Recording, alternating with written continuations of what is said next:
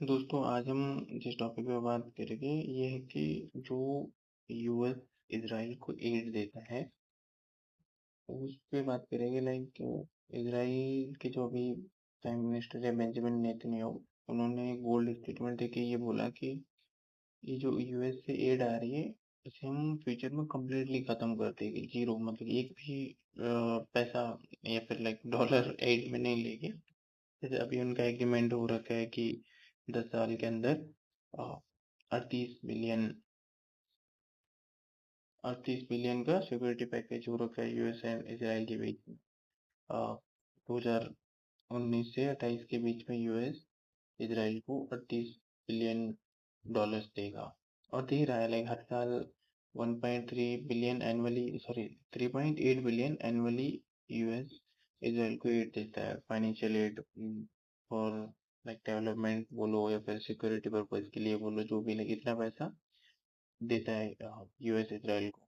And US not only Israel, US almost पूरे world में ही like काफी कंट्रीज को फंड करता है, लाइक डिफरेंट डिफरेंट वेज में अपनी आइडियोलॉजी को पोस्ट करने के लिए एनजीओ को देता है। जैसे इसराइल को तो ठीक है डायरेक्ट दे दिया, बट कहीं लेफ्ट ज़्यादा हो रही लेफ्टिस्ट गवर्नमेंट तो वहाँ पे जो एनजीओ होते हैं उनको देके गवर्नमेंट में प्रेशर क्रिएट कराना, अपनी आइडियोलॉजी को पोस्ट करना। तो ये हम बहुत करते हैं। जैसे बना चलो अपन इसराइल पे ही आते हैं वापस। जैसे इसमें अपन देख रहे हैं स्लाइड में कि 2019 से 28 के बीच में 38 बिलियन टोटल यूएस डॉलर मिलेगा इसराइल को। बट जो बेंजामिन नेतन्याहू है, इन्होंने बोला कि अगले 10 साल में अपन इस एड को जीरो कर देंगे, इंडिपेंडेंट हो जाएगी, फिर जो भी उनकी साइकोलॉजी है। अब ऐसा इसराइल के प्राइम मिनिस्टर ने क्यों बोला है, फिर ऐसा इसराइल क्यों कर रहा है? भाई फ्री के पैसे आ रहे तो कंट्री क्यों मना कर रहे हैं? तो उसका रीजन ये है कि जो यूरोपियन कंट्रीज है या फिर लाइक लेफ्ट आइडियोलॉजी वाली कंट्रीज है, फिर लेफ्ट ओवरऑल इसराइल को ऐसे इंडिपेंडेंट एक्टर मानते ही नहीं है। वो बोलते हैं भाई ये तो यूएस की एक वैसल स्टेट है, जैसा यूएस चाहता है वैसा ही इसराइल करता है। अब अपन ये भी कह सकते हैं कि इसराइल की मजबूरी भी है, क्योंकि अब इतनी एड आ रही है तो आप मना नहीं कर सकते, आप उस यूएस के अगेंस्ट नहीं जा सकते। बट रिसेंट टाइम्स जो ट्रम्प की पॉलिसीज रही है तो इसराइल ने ये चीज नोटिस की है। ठीक है, एक तो अपन को इसराइल लाइक अपनी इंडिविजुअल आइडेंटिटी, अपनी individual relations with other country जो वर्ल्ड में है उनके साथ फोकस करना चाहता है। अगर आप किसी भी कंट्री से एड नहीं लोगे, अगर इसराइल फ्यूचर में लेना बंद कर देगा एड, तो फिर यूएस इसराइल पे प्रेशर नहीं बना पाएगा। इसराइल अपनी पॉलिसीज, अपने रिलेशन अपने हिसाब से चला पाएगा ऐसे इंटरनेशनल स्टेज। इन चीज़ों में लाइक इन दोनों लीडर का क्या रोल है? नेतन्याहू के हिसाब से जो फाइनेंशियल एड आती है वो एक लिमिट के साथ आती है। आप लाइक इंटरनेशनल लेवल पे चीज़ें नहीं कर सकते, कुछ ना कुछ टर्म्स एंड कंडीशन के साथ आती है। कोई फ्री में किसी को पैसे नहीं देता आज की डेट में। और जियो पॉलिटिकल इंडिपेंडेंट, तो इसराइल चाहता है कि as a international on international stage या लेवल इसराइल अपने इंडिविजुअल रिलेशनशिप डेवलप करना चाहता है डिफरेंट कर, चाहे रशिया हो, चाहे इंडिया हो, चाहे चाइना हो, और कोई भी कंट्री क्यों ना हो। इसराइल हर कंट्री के साथ, हर इंटरनेशनल ऑर्गेनाइजेशन के साथ अपने इंडिपेंडेंट रिलेशन अपने हिसाब से अपनी टर्म्स पे बनाना चाहता है, विदाउट द रोल ऑफ या फिर विदाउट यूएस के इंटरफेरेंस के। and थर्ड चीज देखे तो सोवरेन ऑटोनॉमी, मतलब फ्री फ्रॉम वाशिंगटन ऑपरेशन, मतलब यूएस से कोई गाइडेंस या फिर यूएस का कोई, मतलब कि पॉलिसीज फॉलो नहीं करने, अपने हिसाब से पॉलिसीज बनाने। अब इसमें ट्रम्प का क्या रोल रहा? तो ट्रम्प का इलेक्शन कैंपेन था या फिर ट्रम्प की आइडियोलॉजी है वो यही है कि America first, America first ideology. ठीक है, तो ट्रम्प का मानना है कि हमारे पैसे, अमेरिका के पैसे किसी और कंट्री में क्यों जा रहे हैं, और लाइक हमारे पैसे, हमारे सोल्जर्स, आर्मी की जो सैनिक हैं वो किसी और क्यों क्यों हेल्प कर रहे हैं? कि हमें क्या करना दुनिया से, वर्ल्ड से?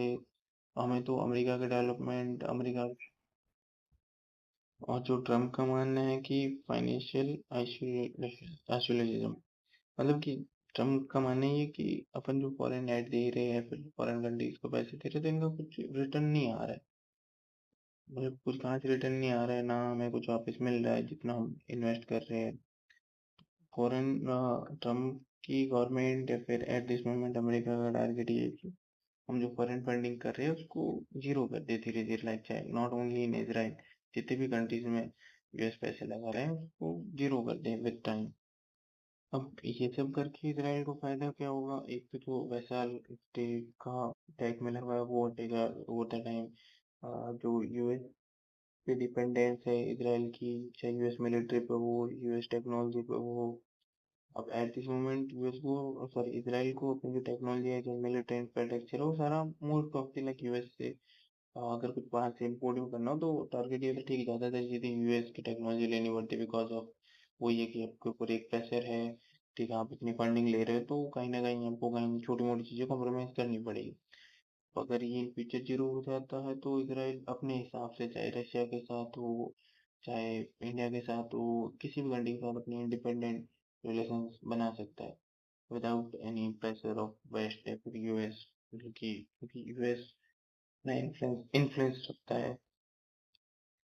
और अगर अपन ये देखें कि यूएस ने वर्ल्ड वार सेकेंड के बाद अगर फॉरेन फॉरेन एड या फिर फॉरेन फंडिंग या फिर फॉरेन फंडिंग जितना खर्च किया है वो 3.8 ट्रिलियन डॉलर। इतनी लाइक कंट्रीज की इकोनॉमी नहीं होती काफी, कितना लाइक वर्ल्ड वार सेकेंड के बाद यूएस ने फॉरेन एड में खर्च किया है। अब ये तो कोई फ्री में नहीं, कोई भी कंट्री नहीं करता, तो इसको लाइक यूएस ने ये सब इसीलिए किया कि जो सोवियत यूनियन की आइडियोलॉजी है या फिर सोवियत यूनियन को काउंटर करने के लिए या फिर उस आइडियोलॉजी को रोकने के लिए, लेफ्टिस्ट आइडियोलॉजी है उसका एक्सपेंशन ना हो, उस चीज को रोकने के लिए अपनी आइडियोलॉजी को, अपनी यूएस हेजेमनी को as a world on a world stage दिखाने के लिए, कि पूरे वर्ल्ड में अपना इन्फ्लुएंस रखने के लिए, अपनी पॉलिसीज प्रमोट करने की, अपनी आइडियोलॉजी, ये सब लाइक आज हर कंट्री, ऑलमोस्ट सारी कंट्रीज को पता है यूएस कितना पावरफुल है, चाहे इकोनॉमिकली हो, चाहे यूएस की सॉफ्ट पावर हो। और अगर अपन देखें तो सबसे ज़्यादा फॉरेन फंडिंग इसराइल को हुई है, उसके बाद इजिप्ट को हुई है। इसराइल एंड इजिप्ट को भी इसी वजह से हुई है कि जो मिडिल ईस्ट में जितनी भी कंट्रीज हैं इनको कंट्रोल करने के लिए ऑयल, क्योंकि ऑयल का मोस्ट ऑफ द एक्सपोर्ट इन्हीं कंट्रीज से होता है। तो इन कंट्रीज को चेक एंड बैलेंस में रखने के लिए साउथ कोरिया में यूएस ने अच्छे खासी एड दी, एंड अफगानिस्तान अफगानिस्तान सबको ही पता, फिर द रेस्ट ऑफ वर्ल्ड मतलब बाकी सारी जगह यूएस एनजीओ के थ्रू पैसे देता है वहाँ की गवर्नमेंट को अपने अपनी पॉलिसी, अपने हिसाब से पॉलिसीज बनाने के लिए। जैसे इंडिया में भी अपन देखो तो काफी प्रोटेस्ट होते हैं, जैसे फार्म प्रोटेस्ट था तो उस बार जो किसान आंदोलन था तो उसमें भी लोग कह रहे कि यूएस से फंडिंग आई थी, या फिर काफी जगह यूएस एनजीओ को फंड करता है, ये सबको पता है। और पहले से अपन देखे तो बड़ी द मार्शल प्लान, तो इसमें यूएस ने जब वर्ल्ड वार सेकेंड खत्म हुआ था तो जो यूरोपियन कंट्रीज है उनको बहुत लॉस लॉस हुआ था इकोनॉमिकली, बहुत बैक पीछे आ गए थे, तो इन कंट्रीज को रीबिल्ड करने के लिए यूएस ने अंधा पैसा बहाया था इन कंट्रीज को, चाहे लोन देना हो, बहुत लोन दिया था इन कंट्रीज को at that time world war second के बाद मार्शल प्लान के, ये नाम यही समझ लो आप। और फिर अलग अलग टाइम पे, चाहे 2022 में देना हो, 2000 के टाइम में भी, लाइक हर टाइम जब अपनी चीजों को प्रमोट करने के लिए, अपनी आइडियोलॉजी को प्रमोट करने के लिए यूएस ने बहुत पैसे बहाए। और अभी धीरे धीरे US in terms government in चीजों को कम कर रहा है। अब यही है कि नेशनल सिक्योरिटी डायरेक्ट फंडिंग, ठीक है, मतलब कि कुछ कुछ कंट्रीज को डायरेक्ट वेपन्स खरीदने के लिए पैसे देना कि भाई इन पैसों से हमसे ही वेपन्स खरीद लो वापस। और इन चीज़ों के commercial relation, US other countries के साथ अपने हिसाब से रिलेशन बना सकता है, अपनी टर्म्स रख सकता है, कोई चाहे कोई ट्रीटी करनी हो किसी के साथ। इम्यूनाइजिंग इंटरेस्ट, जैसे हाँ यूएन है, डब्ल्यूटीओ है, जो यूएन में जो मोस्ट ऑफ द फंडिंग है वो यूएस से ही आती है। तो अपने हिसाब से यूएन का यूज करना है, फिर उसकी पॉलिसीज में बैंड, अपन देखते हैं कि लाइक जो यूएन है उसने शायद ही कभी अमेरिका को क्रिटिसाइज किया होगा या फिर लाइक अमेरिका के अगेंस्ट गया होगा। क्यों? क्योंकि सब कुछ फंडिंग या फिर जो यूनाइटेड यूएन है वो, उसमें जो मोस्ट ऑफ द फंडिंग है यूएसए से ही आती है।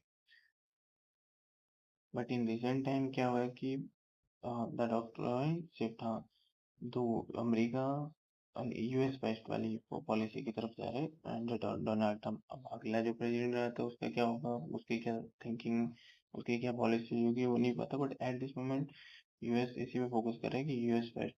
हम क्यों पैसे बहाए किसी और कंट्री में या फिर कहीं भी वर्ल्ड में, हम अमेरिकन के पैसे क्यों वेस्ट हो। ट्रम्प की डायरेक्ट पॉलिसी यही है। और जैसे अभी का बड़े स्टूडेंट देखे तो मैंने आपको बताया था कि 2019 से 28 के बीच में यूएस का जो डील हो रखी थी इसराइल के साथ कि इतने पैसे देगी।